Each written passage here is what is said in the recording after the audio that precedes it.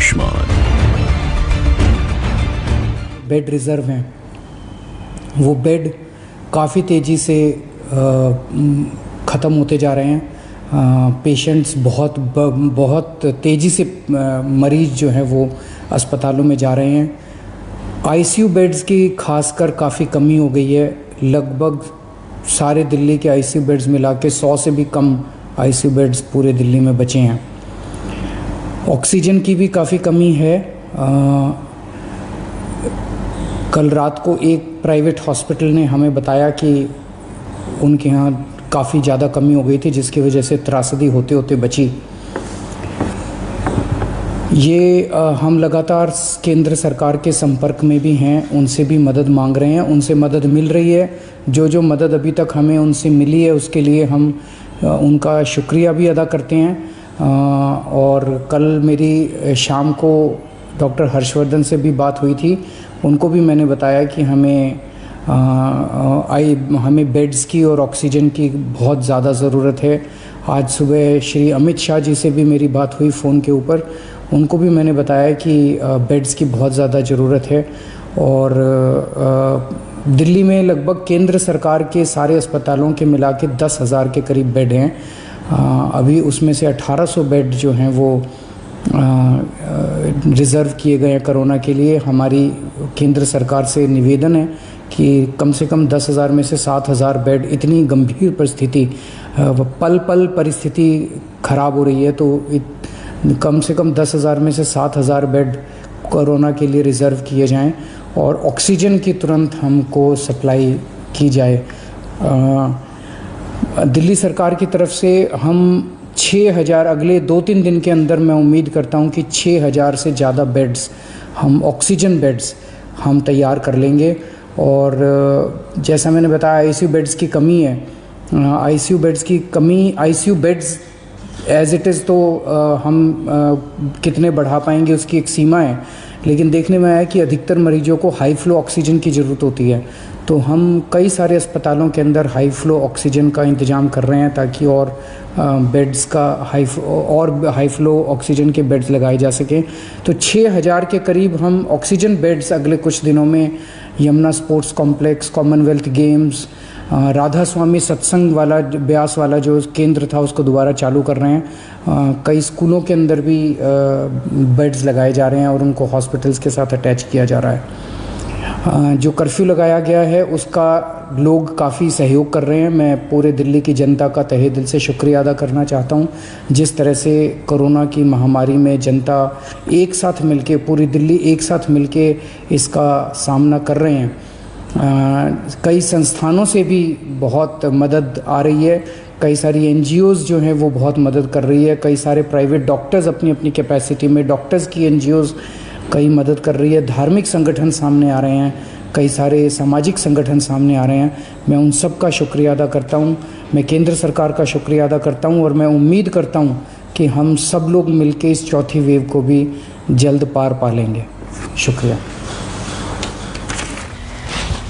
तो दिल्ली के मुख्यमंत्री अरविंद केजरीवाल को आप सुन रहे थे। दिल्ली में आईसीयू बेड और ऑक्सीजन की कमी की बात अरविंद केजरीवाल ने मानी है और कहा कि केंद्र से लगातार मदद की अपील कर रहे हैं। 10,000 जो अभी बेड्स अवेलेबल हैं उनमें से हम ये एक्सपेक्ट करते हैं कि लगभग 7,000 बेड जो हैं वो कोरोना के लिए रिजर्व किए जाएं। ये दिल्ली के मुख्यमंत्री अरविंद केजरीवाल कह रहे थे। साथ ही 6,000 से ज्यादा ऑक्सीजन बेड्स 2 से 3 दिनों के भीतर अरविंद केजरीवाल का कहना है और हम उपलब्ध करवा देंगे। तो दिल्ली की ये तैयारी है, लेकिन राज्यों का रियलिटी चेक इस कोरोना महामारी के दूसरे वेव में आपके सामने लेकर एक बार फिर हम हाजिर हैं। आप देख रहे हैं मैं और आशा लगातार सुबह से ही आपके साथ मौजूद हैं, क्योंकि मुद्दा बहुत गंभीर हो गया है कोरोना को लेकर, इसलिए हर अपडेट आपके सामने रख रहे हैं और डॉक्टर आपको कुछ टिप्स दे रहे हैं जो आपको अपनाने हैं, जो आपको फॉलो करने हैं, क्योंकि ये आपकी जान की हिफाजत करेंगे। हमने बात की दिल्ली की, हमने बात की मध्य प्रदेश की, हम बात करेंगे अब महाराष्ट्र की, क्योंकि महाराष्ट्र में सबसे ज्यादा मामले हैं। इस बीच खास मेहमान हमारे साथ जुड़ गए हैं। डॉक्टर आशीष तिवारी हैं, फिजिशियन है एसीएस हेल्थ मुंबई से, और रिपोर्टर हैं अशोक तिवारी लखनऊ से। उनका रुख करेंगे, लेकिन उससे पहले ही खबर है वो उसका रुख कर लेते हैं। मध्य प्रदेश का सच सामने आ चुका है, अब बारी उत्तर प्रदेश की है, खासकर यूपी की राजधानी लखनऊ की हम बात कर रहे हैं। यहां की रियलिटी रिपोर्ट लेने के लिए जब हमारे रिपोर्टर अस्पतालों के बाहर पहुंचे तो दंग रह गए। हैरान रह गए। बीमार लोगों को अस्पतालों के बाहर इंतजार करना पड़ रहा है। हालात ये हो गए हैं कि एक अस्पताल दूसरे को मरीज रेफर कर रहा है, लेकिन दूसरे में भी बेड्स की भारी किल्लत है। इस वक्त मैं राजधानी लखनऊ के श्यामा प्रसाद मुखर्जी यानी कि सिविल हॉस्पिटल के पास मौजूद हूं और यहां की तस्वीर आपको दिखाता हूं कि तमाम सारे ऐसे लोग हैं जिनको बेड न मिल पाने के कारण वो अपने जो मरीज हैं उनका इलाज ठीक से नहीं करवा पा रहे हैं। ऐसे एक परिवार हमारे साथ मौजूद है, उनसे बात करेंगे। मैडम, क्या नाम है आपका? क्या नाम है आपका? नाम है प्रिया। अच्छा, आप यहाँ पे क्यों आई हैं? कौन किसको लाई हैं? हम अपने भाई के साथ आए हैं। ये हमारे जीजा हैं, पापा को दिखाने लाए हैं यहाँ पे। हाँ, क्या बता रहे हैं अस्पताल में? अस्पताल में एडमिट नहीं है, बेड नहीं खाली है कह रहे हैं। और दिक्कत क्या है आपकी उनको? दिक्कत हमारे पापा के सीने में हफनी आ रही है, सांस लेने में दिक्कत हो रही है। जब आप यहाँ पे अपना पेशेंट लेके आए तो क्या बताया इन्होंने? इन्होंने देखा, उसके बाद कुछ इंजेक्शन वगैरह दिया है, लेकिन ये बता रहे हैं यहाँ पे बेड नहीं खाली है। हाँ। तो उनकी स्थिति एडमिट करने वाली है जी। हाँ। उनको ऑक्सीजन की कमी पड़ रही है धीमे धीमे। हाँ। तो यहाँ पे बता रहे बेड नहीं खाली, ऑक्सीजन वाला कहाँ ले जाए ना, कोई केजीबी में बात हुई वहाँ भी नहीं खाली है, और क्या कहते हैं राम मनोहर लोहिया नहीं खाली है, तो हम लोग ले कहाँ जाएंगे ये पहले बताइए। बिल्कुल, तो ये एक आप देखिए कि एक बड़ी बात है कि लखनऊ का जो सिविल हॉस्पिटल है वहाँ पर जो पेशेंट्स आ रहे हैं, जो उनके तीमारदार हैं, उनको फिलहाल अस्पताल की तरफ से बताया जा रहा है कि यहाँ पर बेड नहीं है, आप उनको दूसरे सेंटर्स में लेके जाइए। तो इस तरह की एक बड़ी दिक्कत है जो आम मरीजों को फिलहाल राजधानी लखनऊ में अस्पतालों के बाहर भुगतनी पड़ रही है। कैमरा पर्सन धर्मेंद्र साहू के साथ अशोक तिवारी, लखनऊ, न्यूज़ 24। तो दर दर भटकने से पहले अभियान आयुष्मान में जानिए कि घर बैठे आपको क्या करना है, लेकिन उससे पहले वाराणसी से हैरान करने वाली एक रिपोर्ट हम आपको दिखाते हैं। दवाओं की किल्लत तो है, लेकिन इस आपदा में कुछ लोग अवसर तलाश रहे हैं। न्यूज़ 24 रिपोर्टर अभिषेक दुबे ने शहर के दवा विक्रेताओं से बात की तो सारा सच सामने आ गया। देखिए, जिस तरह से वाराणसी में कोरोना का संक्रमण आए दिन बढ़ता जा रहा है, मामला 2000 केसेस के ऊपर चला गया है, कभी 2300 तो कभी 2400 आंकड़े को छू रहा है। ऐसे में दवाइयों की किल्लत भी भारी मात्रा में हो रही है और उसकी कालाबाजारी भी जोरों शोरों से की जा रही है। इस वक्त मौजूद है BHU के लंका गेट पे, जहाँ पे तमाम फार्मेसी आपको मिल जाएंगी। हमारे साथ मौजूद है दवा के रिटेलर व्यापारी, और आइए उनसे बात करते हैं और जानते हैं कि किन दवाओं की डिमांड सबसे ज़्यादा हाई है। जी, क्या नाम है? आदर्श। कौन सी ऐसी दवाई है जो इस समय किल्लत के दौरान जिसकी डिमांड सबसे ज़्यादा हाई है? कोविड में जो बेसिक दवाइयाँ जो चल रही हैं वो तो हैं, लेकिन जो जैसे दवाइयाँ हो गई फैविपिराविर मॉलिक्यूल की और रेमडेसिविर इंजेक्शंस हो गई, टोक्लिजुमैब हो गई इंजेक्शन हो गई, ये दवाइयों की मांग तो बहुत ज़्यादा है कोविड के देखते हुए, लेकिन ये मार्केट में अवेलेबल बिल्कुल भी नहीं है। आप सप्लाई कर पा रहे हैं कि नहीं कर पा रहे हैं? नहीं, हमारे पास कस्टमर्स के ऑर्डर आते हैं कि हमें ये दवा दिलवा दीजिए, हमें वो दवा दिलवा दीजिए, लेकिन हमारे पास हमारे पास जो चेन है, डिस्ट्रीब्यूशन चेन, उस चेन में हमारे पास कोई भी दवा नहीं आ पा रही है जो कि हम कस्टमर्स को सप्लाई करवा पाएँ। कुछ इंजेक्शंस हैं जैसे रेमडेसिविर करके है। रेमडेसिविर जो है मार्केट में पहले 6000 MRP का था और मार्केट में अवेलेबल नहीं था, तो कस्टमर्स जहाँ से भी मिल पा रहा था कस्टमर्स को और पेशेंट्स को, वो ले रहे थे और ब्लैक मार्केटिंग हो रही थी इसकी बहुत तगड़े तरीके से। अभी भी हो रही है, लेकिन अब सरकार ने कल से कुछ इस पर रेट की कमी करी है। मतलब जो सरकार ने किया है, इसका रेट घटा के 2700 रुपये कर दिया है और डिस्ट्रीब्यूशन चेन में रिटेलर्स को ये चीज़ 1700 कुछ रुपये की पड़नी है। लेकिन अभी तक ये डिस्ट्रीब्यूशन चेन में जब अवेलेबल हो तब तो हम जो है अपने कस्टमर्स को प्रोवाइड करवा पाएँ। जब हमारे पास है ही नहीं तो करवा नहीं पाएंगे। और जो हमारे ऊपर होलसेलर्स स्टॉकिस्ट बैठे हैं जिनके पास है ये, जिन्होंने उसको रोक कर रखा है, अपने पास स्टॉकिंग कर रखी है, वो अगर हमें आगे फॉरवर्ड करें तब हम दे पाएंगे। लेकिन जब उन्हीं के पास है तो वो जो है उसकी ब्लैक मार्केटिंग कर रहे हैं और इसमें हम कुछ नहीं कर सकते हैं। फेविफ्लू का ज़्यादा हाई है, लेकिन मिल नहीं रहा कहीं। अब जहाँ भी मिल रहा है लोग खोज रहे हैं, लेकिन उसी का कालाबाजारी हो रहा है, लेकिन कहाँ मिल रहा है इसके बारे में हमको जानकारी नहीं है। तो ब्लैक मार्केटिंग भी इसी का सबसे ज़्यादा हो रहा है। बात करें इंजेक्शन की, तो कुछ ऐसे इंजेक्शन है जो कि 30 से 40 हाँ, रेडीमेड लोग खोज रहे हैं, लेकिन कहाँ मिल रहा है इसके बारे में हमको जानकारी नहीं है। हमने कुछ रिटेलरों से बात की, दवा दुकानदारों से, तो पता चला कि जो दवाइयों का जो मार्केट है कालाबाजारी के ऊपर, तो उन्होंने साफ साफ कुछ नहीं बोला, साफ साफ बचते हुए नज़र आए। लेकिन बात की जाए अदर दवाइयों की, तो उनका कहना है कि सप्लाई प्रॉपर तरीके से वो कर पा रहे हैं। हालांकि कुछ दवाई ऐसी भी है जिनकी किल्लत अभी भी है, लेकिन टाइम पे आ जा रही है। वाराणसी से अभिषेक दुबे, न्यूज़ 24।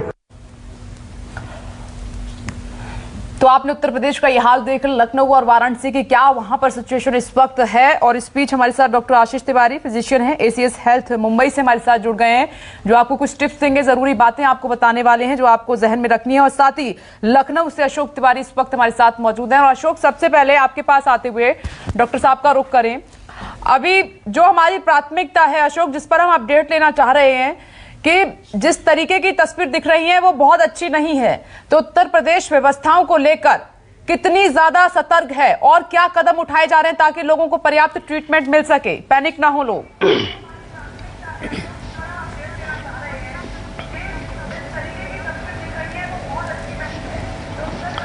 देखिए, निश्चित तौर पर अभी थोड़ी देर पहले जब मुख्यमंत्री योगी आदित्यनाथ कोविड को लेकर टीम 11 के साथ बैठक कर रहे थे, तो उस वक्त भी और लगातार जो बैठकें हो रही हैं उसमें यही कहा जा रहा है कि जितने भी गवर्नमेंट सेंटर्स हैं, जितने भी हॉस्पिटल्स हैं जिनको कोविड हॉस्पिटल बनाया गया है या जो दूसरे तमाम सारे हॉस्पिटल्स हैं, वहां कम से कम जो कोविड की तमाम सारी दवाइयां हैं वो वहां पर समुचित उसका उपलब्ध कराई जाए। इसके अलावा ऑक्सीजन की कमी को लेकर तमाम सारे लोगों ने आरोप लगाए थे कि ऑक्सीजन की कमी उत्तर प्रदेश के कई अस्पतालों में देखने को मिल रही है, तो उसको लेकर भी ये कहा गया है कि कई जो ऑक्सीजन प्लांट है उनको लगाया जाएगा और ऑक्सीजन की कमी को कहीं भी कमी नहीं होने दी जाएगी। लेकिन आप देखिए कि जितने भी सरकारी अस्पताल हैं, आज की अगर आप बात कीजिए तो आज साप्ताहिक बंदी है उत्तर प्रदेश में, तो अस्पतालों में आज के दिन उतनी भीड़ देखने को नहीं मिल रही है जितनी आमतौर पर रोजमर्रा के दिनों में देखने को मिलती है। तो फिलहाल जो हॉस्पिटल्स हैं उसमें बेड को लेकर एक बड़ा सवाल खड़ा हो रहा है कि बेड की उपलब्धता बहुत कम है, लोग आते हैं उनको एडमिट नहीं किया जाता है, ट्रीटमेंट देने के बाद उनको हायर सेंटर्स रेफर करने की बात कही जाती है। तो सरकार की तरफ से प्राथमिकता यही कही जा रही है कि अतिरिक्त बेड का इंतजाम किया जा रहा है अलग अलग अस्पतालों में। कई सारे प्राइवेट हॉस्पिटल्स हैं जिनको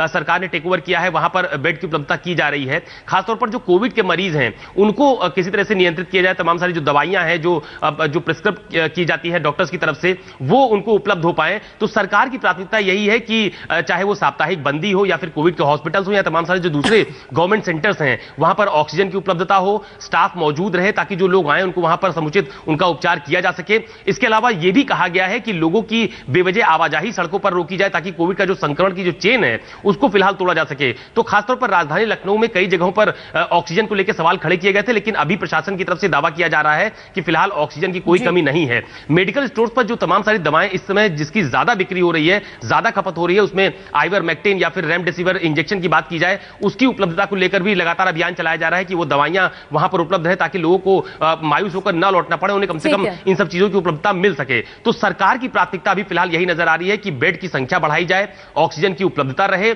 जो तमाम सारी दवाइयां हैं जिनका इस्तेमाल किया जाता है वो सरकारी सेंटर्स में उपलब्ध रहे, जो प्राइवेट मेडिकल सेंटर से वहां पर उपलब्ध किए जाए ताकि कोविड का संक्रमण जो है उसको फैलने से रोका जा सके। आप बने रहिए Ashok. Ashish Tiwari, doctor Ashish Tiwari, physician, ACS health Mumbai से हमारे साथ इस वक्त हैं। सर, आपके पास आते हुए पहली वेव और दूसरी वेव में एक अंतर नजर आता है।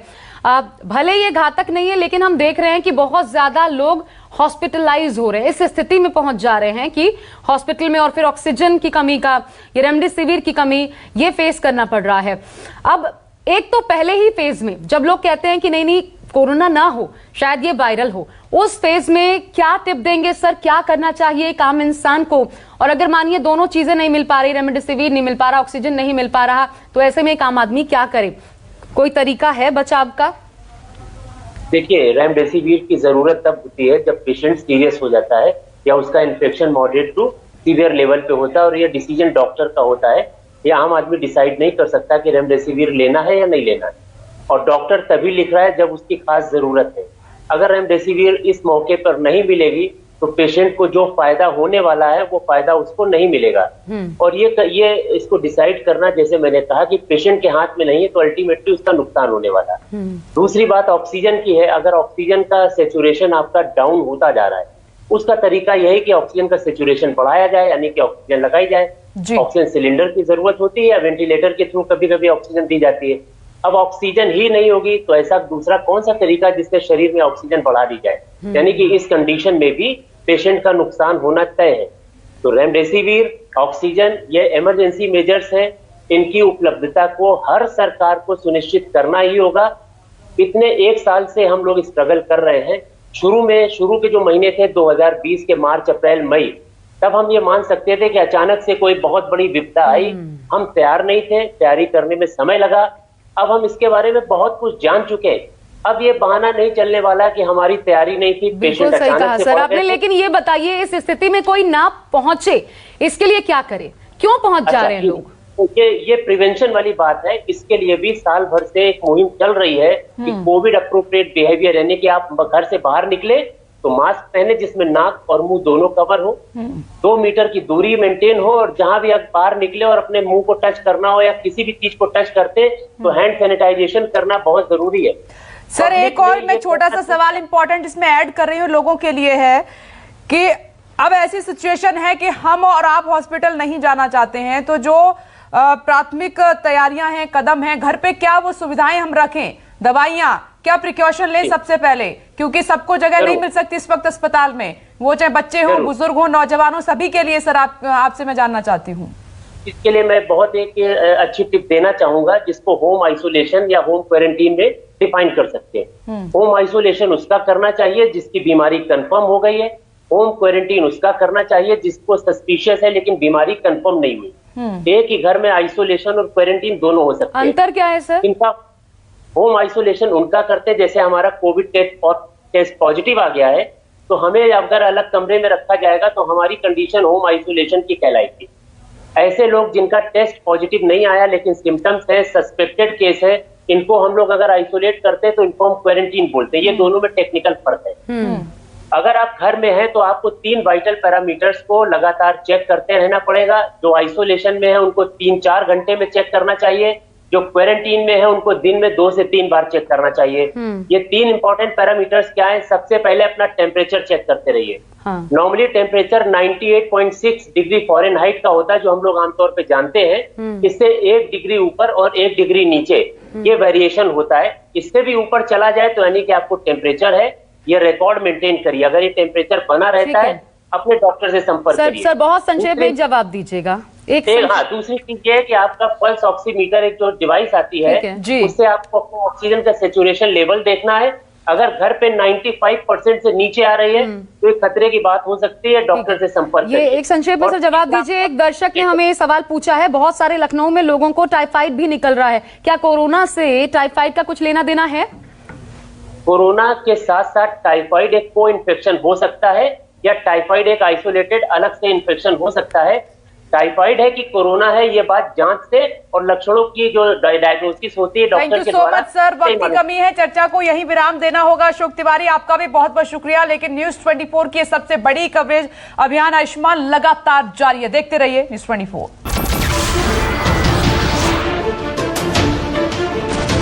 नमस्कार, मैं हूं मानक गुप्ता।